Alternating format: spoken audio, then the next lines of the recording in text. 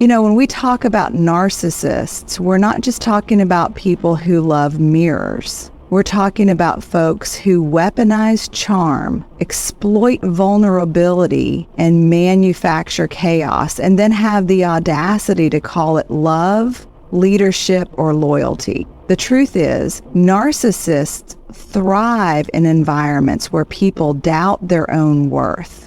And if you're someone who leads with empathy, who loves deeply, who trusts fully, you're exactly the kind of person they target. But here's the deal. You are not powerless. You can stay one step ahead. You can reclaim your space, but it's going to take boundaries like steel, clarity like crystal, and a level of self-worth that no manipulation can penetrate. So here are 6 powerful, and I mean life-changing secrets to staying one step ahead of a narcissist. Let's walk through them together. Let me start with this. You can't win a game you don't even know you're playing. And that's exactly how a narcissist operates. They count on your confusion. They bank on your self-doubt. They thrive in the murky space where you second-guess yourself. Awareness, it's your first act of rebellion. It's the flashlight in the dark.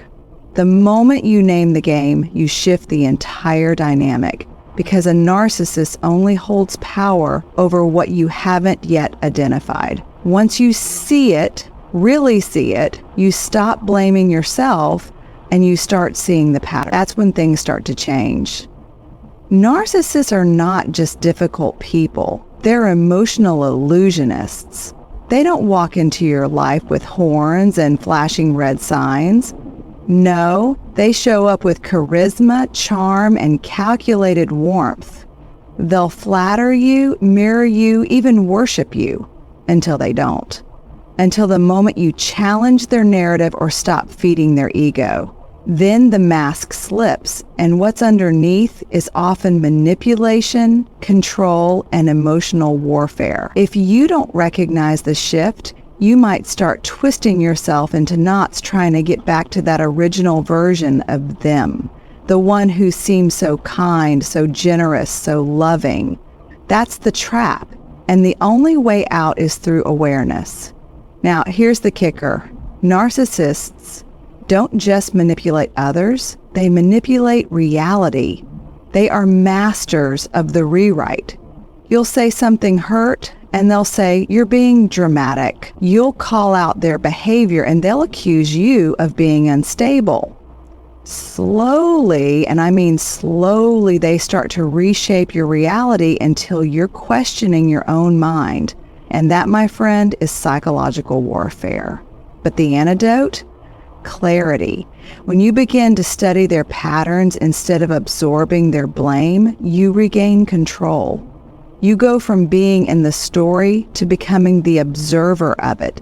And that's a powerful shift.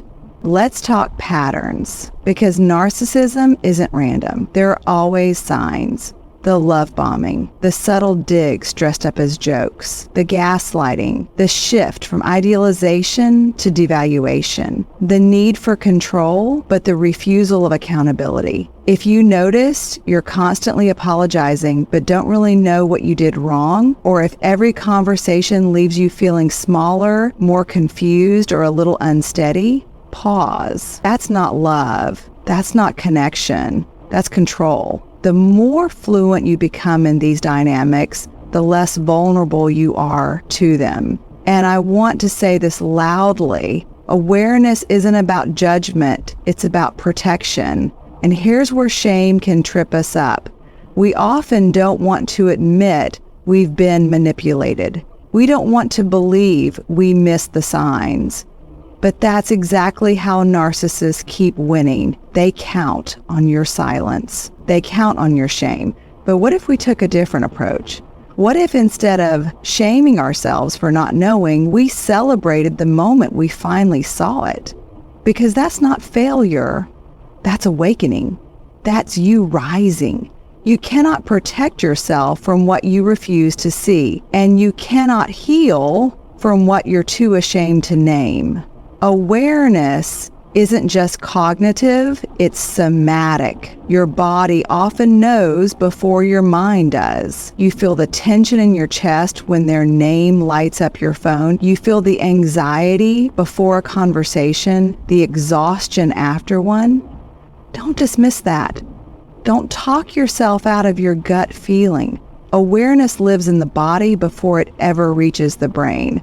So listen to it. Trust it. That's your inner compass saying, this isn't safe. This isn't right. And honoring that, that's where your power lives. Lastly, I want you to remember this. Awareness is not a one-time realization. It's a practice. You'll spot one pattern and then another. Some days you'll question if it's really that bad. Other days you'll feel crystal clear. That's normal. That's human. What matters is that you keep choosing clarity over comfort. Keep choosing truth over denial. Because every time you name the behavior, every time you say, this doesn't sit right with me, you are putting on your armor. You are stepping into your strength. You are protecting your peace. Let's get something straight right out of the gate. Boundaries are not about keeping people out. They're about keeping you intact. They're not punishments. They're not ultimatums. Boundaries are expressions of your self-respect. And when you're dealing with a narcissist, someone who thrives on control, chaos, and emotional intrusion, boundaries become your survival system, your oxygen mask, your line in the sand. Without them, you will find yourself giving and giving until there's nothing left but resentment and exhaustion. With them, you reclaim your space, your voice, your wholeness. Now, here's where a lot of us get stuck. We think setting boundaries makes us mean, selfish, or hard, especially if you've been conditioned to be the peacekeeper, the fixer, the one who holds everything together. You were probably told that love means sacrifice, that empathy means absorbing other people's pain, that being nice is more important than being clear. But here's the truth that changed my life. Unclear boundaries create silent resentments. And when it comes to narcissists, unclear boundaries create opportunities for manipulation, gaslighting, and emotional chaos. So if you want to stay one step ahead, you've got to unlearn the belief that protecting yourself is unkind. One of the most powerful tools in boundary setting is the simple phrase, that doesn't work for me. It's not aggressive, it's not defensive, it's just clear. And narcissists hate clarity. They rely on your hesitations, your need for approval, your discomfort with confrontation. They exploit the gray areas. So when you say no and leave no room for negotiation, you interrupt the cycle. You pull the rug out from under their control. And let's be real, they're not going to like it. Expect pushback, expect guilt trips, expect tantrums dressed as concern. But don't confuse their discomfort with your wrongdoing. Their reaction doesn't make your boundary invalid. A narcissist will test your boundaries every single time. The moment you draw a line, they'll pretend not to see it. Or they'll step right over it and ask why you're overreacting. This is where consistency becomes your superpower. You don't just set a boundary once, you uphold it every time. Without apology, without emotional explanations, boundaries lose their strength when they become negotiable. And I get it. It's exhausting. But remember, every time you reinforce a boundary, you reinforce your worthiness.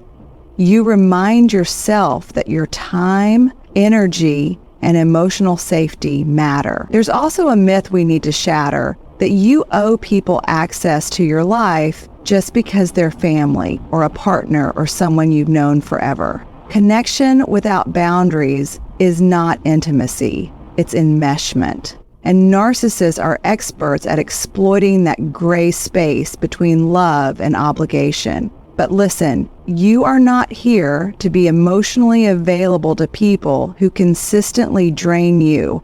You are not here to prove your loyalty to someone who uses it against you.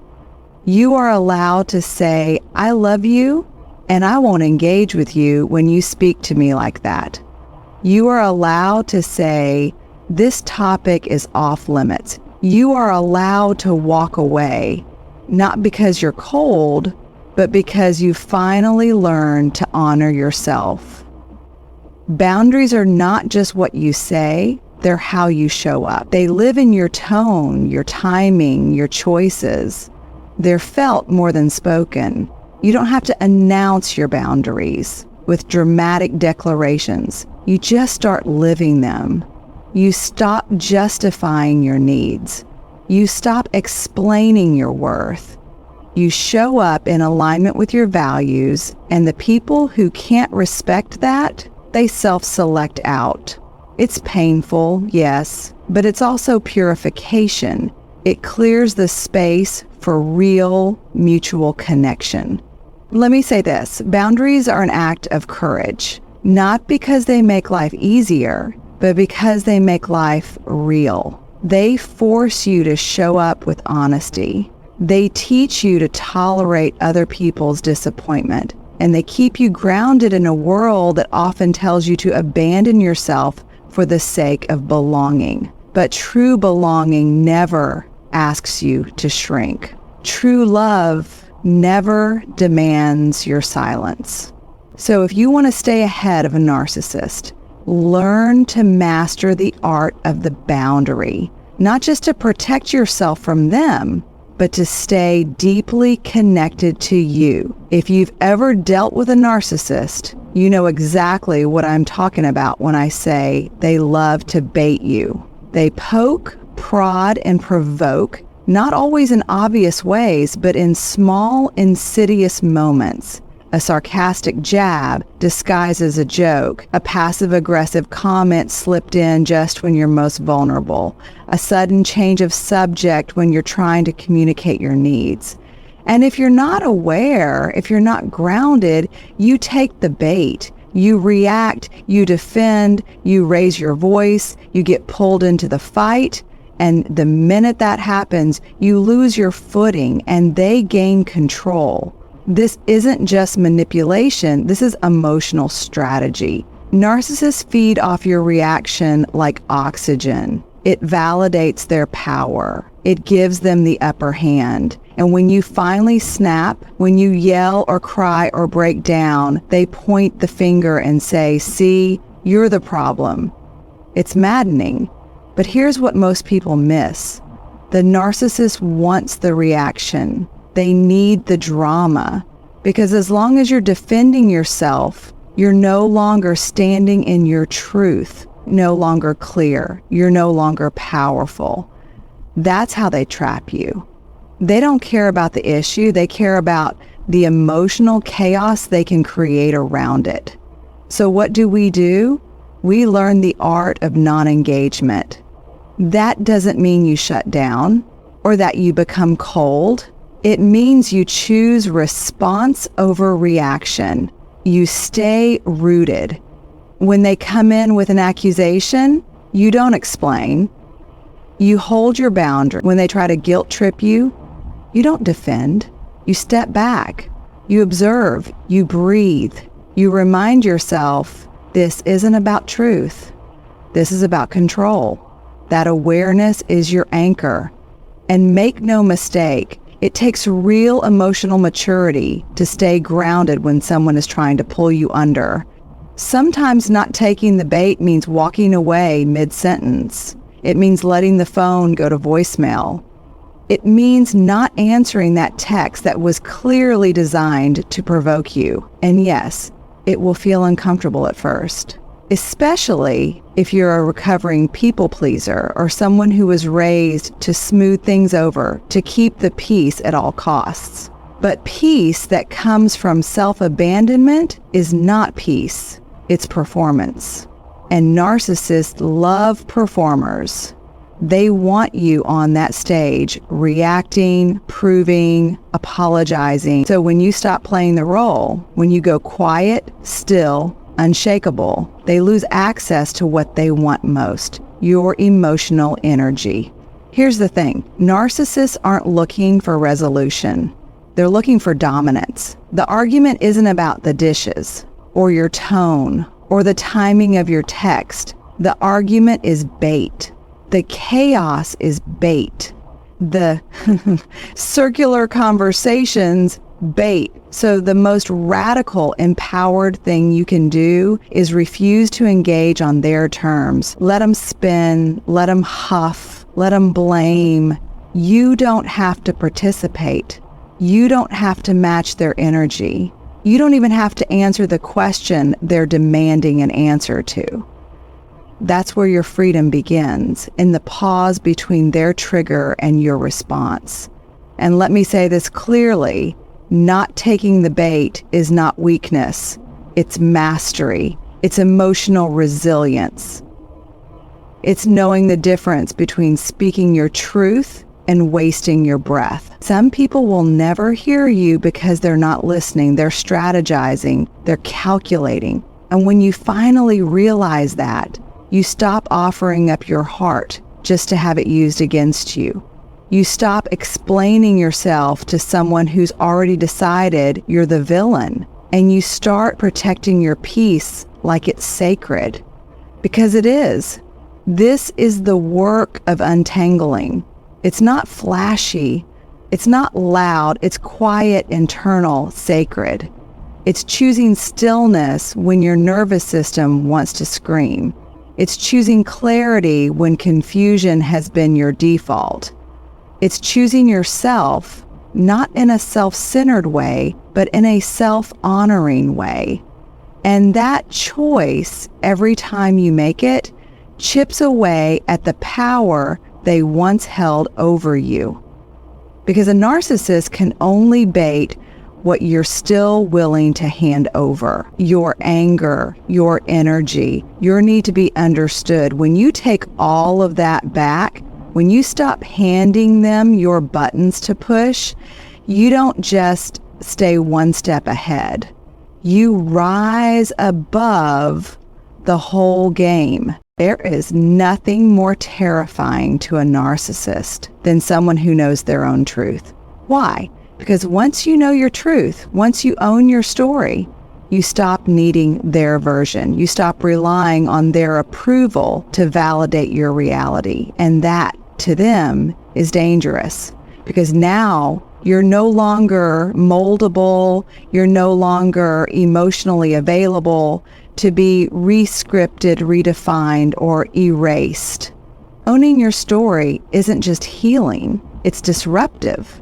It says, I know who I am, and I refuse to let you rewrite me. Narcissists are expert storytellers, not the beautiful, vulnerable kind. No, they are revisionists. They retell your past in a way that keeps them the hero, or worse, the victim. Suddenly, your boundaries are labeled as abandonment.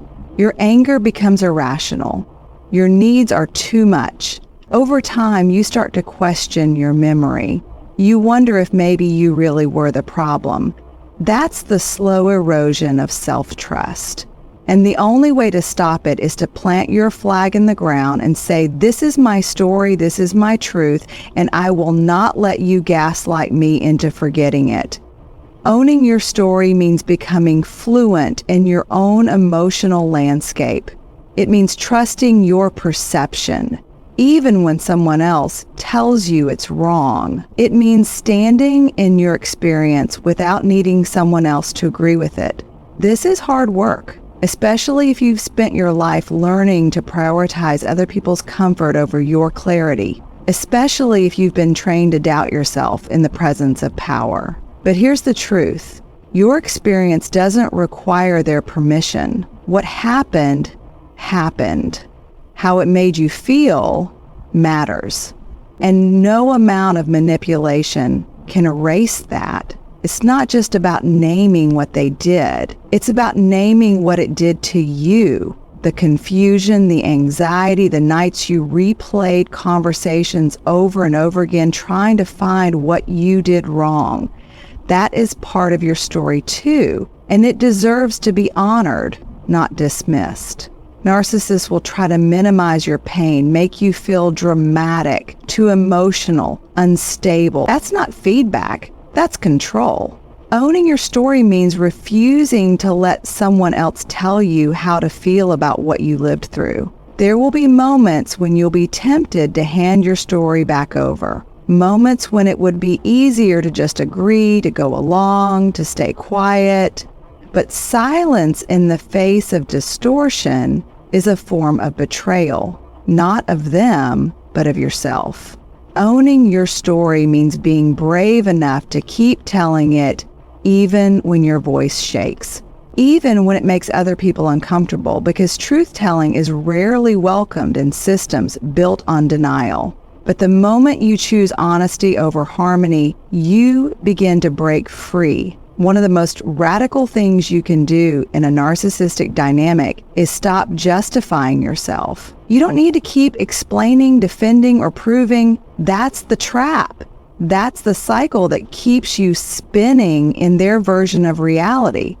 Owning your story means recognizing that not everyone deserves access to your truth, especially those who have shown they'll twist it. Sometimes the most powerful thing you can say is nothing at all. Sometimes owning your story looks like walking away without the final word, because you don't need it anymore. And here's what I want you to hold on to. When you own your story, you take your life back. You stop outsourcing your worth. You stop negotiating your identity. You begin to trust your voice, your memory, your gut, all the things that were stolen and silenced. And with every truth you reclaim, with every moment you choose clarity over confusion, you become more you, fully, fiercely, unapologetically. That is the kind of strength a narcissist can never take, because it's rooted not in who they think you are, but in who you know you are. When you've been in a relationship with a narcissist, romantic, familial, professional, one of the first things they do is isolate you, not always physically, but emotionally. They chip away at your confidence. They create mistrust in your other relationships. They plant little seeds of doubt. She's just jealous. They don't really understand you like I do. You can't trust anyone else. And slowly, your world shrinks until they're the loudest and sometimes the only voice in the room. That's why cultivating a circle of truth tellers isn't just helpful, it's life-saving. A truth teller doesn't just agree with you to make you feel good. They don't sit in your pity, they sit in your pain. They say the hard thing with love. They remind you who you are when someone else has tried to make you forget.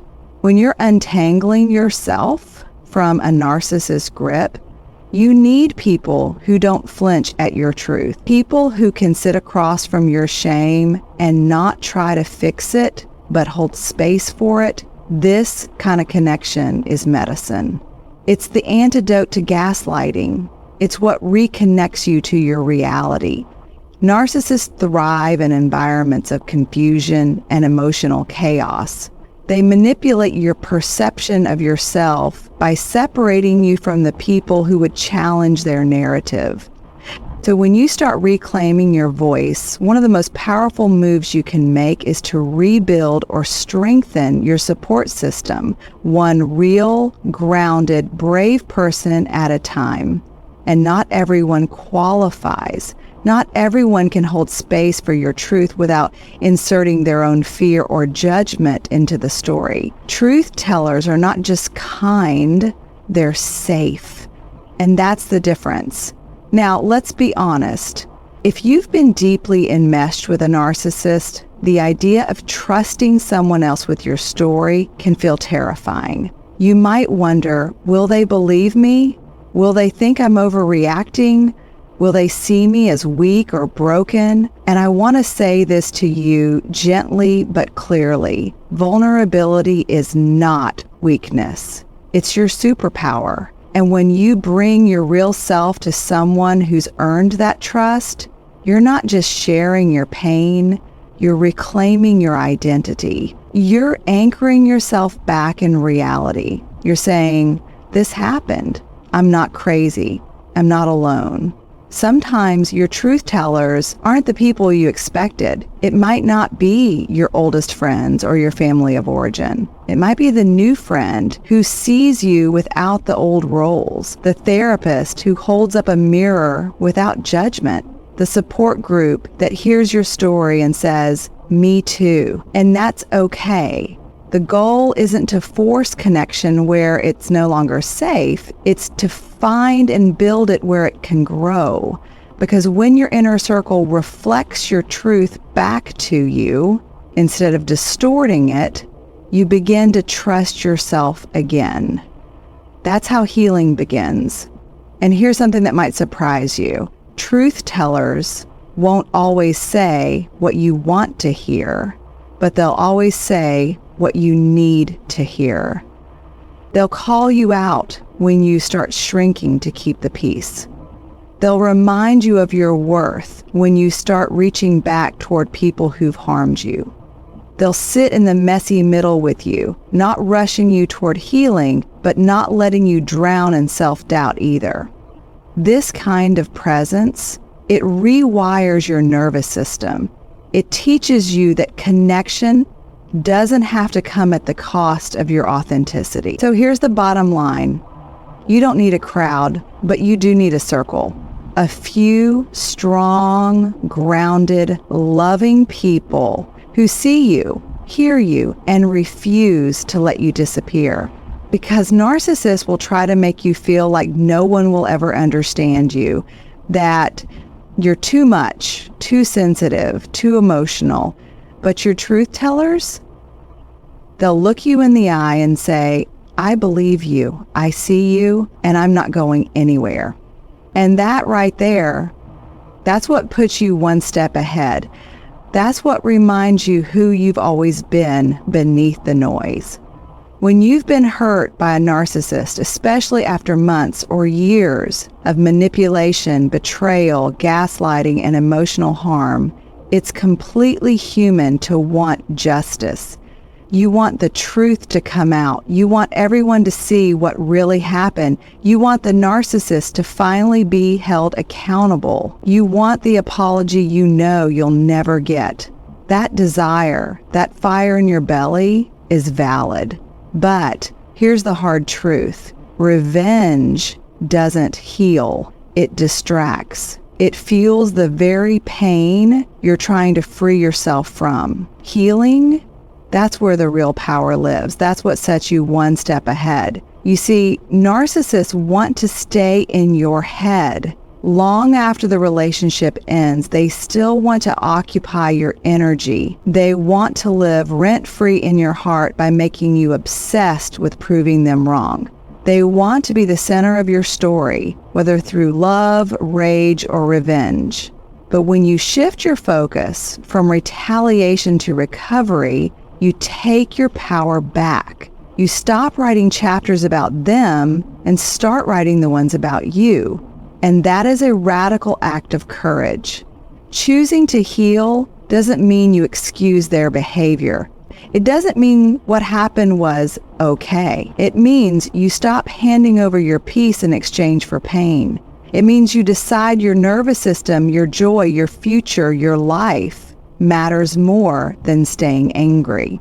It's okay to be angry. Anger is a wise messenger. It shows us where our boundaries were violated. But when anger becomes a lifestyle, when it consumes our thoughts, it keeps us locked in the very dynamic we escape. Healing asks, what does freedom look like for me? And revenge, it's never the answer.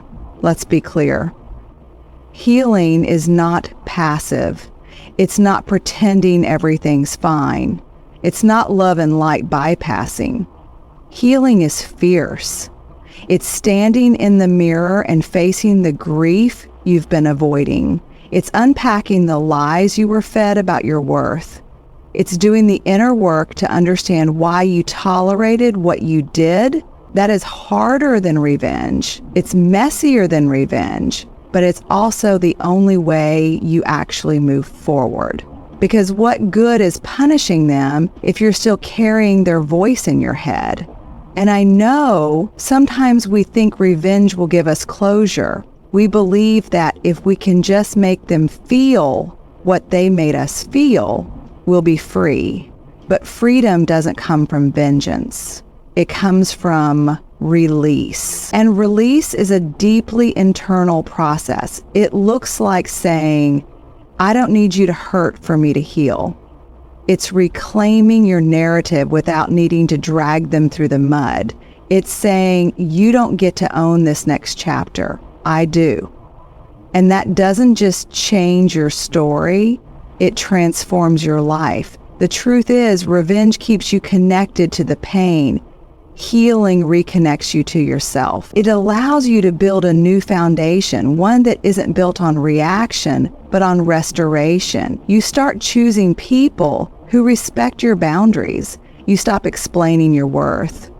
You create space for joy again, not because everything is perfect, but because you've decided you are worthy of living a life that feels light, even after walking through the dark. And that kind of joy, it's not performative. It's not polished. It's earned. It's rooted. And it's yours. So if you want to stay one step ahead of a narcissist, don't fight them on their level. Don't play their game. Don't give them the satisfaction of seeing you spiral. Instead, rise. Heal so fully, so fiercely, that they no longer recognize the version of you they once had power over. Because healing is the one thing they can't take from you. It's quiet, it's sacred, it's yours. And once you claim it, truly claim it, that's when the story changes. That's when you become the one in charge of what comes next. And here's the real secret. Staying one step ahead of a narcissist isn't about outsmarting them or learning how to win at their game. It's about refusing to play it. It's about shifting the energy from survival to sovereignty, from reacting to reclaiming. You don't have to be louder, meaner, or more strategic. You just have to be clear. Clear on your boundaries. Clear on your truth. Clear on who you are when no one is rewriting your story. Because at the end of the day, this isn't about them. This is about you. Your healing, your voice, your joy. It's about choosing to rise, not because you were never knocked down, but because you finally decided to stop getting back up for other people and started standing up for yourself. Let the narcissist stay confused by your peace. Let them be baffled by your silence. Let them watch you from the sidelines as you build a life rooted in truth, not control.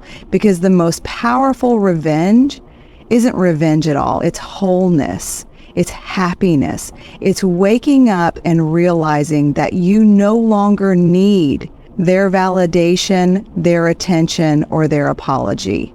You are free, not because they let you go, but because you let yourself come home. This is your story now. Write it with courage. Speak it with fire. Guard it with love, and never, ever hand your power to someone who thrives on taking it. You're not just one step ahead.